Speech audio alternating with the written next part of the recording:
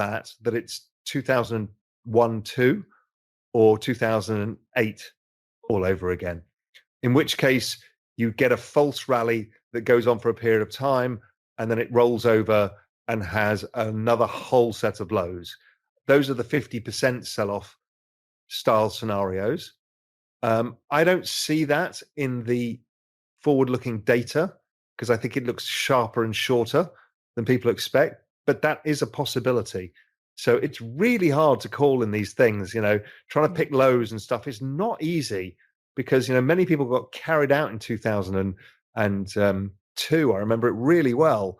Then 9/11 hit and then the whole thing rolled over again and it destroyed people. So, these kind of markets are not easy to trade. The bond market tends to be the easier trade, but it's been hard because of the inflation story has been so sticky.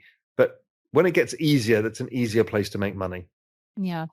Really great question, comment from Brad S. on the exchange I want to bring in. I haven't heard anybody really talking about the massive industrial building boom currently underway from what I see driving the truck around the Northeast. I love the anecdotal info. This is Brad, is it? This is Brad S. Yes. Yeah, There are new Brad. projects starting on a regular basis. I don't know if they're all warehouses or some sort of manufacturing. I'd like to know your take on this, as it seems new jobs will be created. I'm not hearing anyone talk about it. I don't know. Is it deglobalization? Is it reshoring? Is it infrastructure build? I mean, that is an aspect. Some people are wondering about that, what it means for growth, but also whether there's some inflationary stickiness around that. Listen, there could be. But we've got to get through a recession first before we start talking about the next cycle's inflation. Now, does inflation settle down to 3% or 2.5%?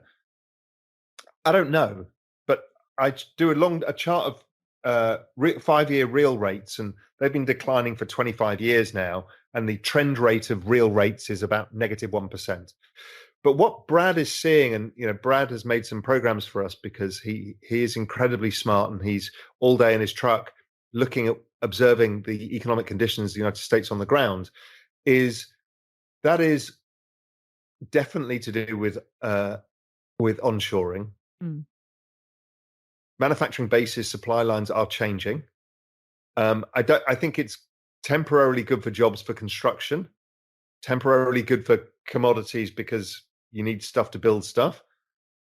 But if you look at the Tesla factories, and the Amazon factories and the warehouses, the robots are winning. And the robots are very, very deflationary. So, we saw this again after World War II.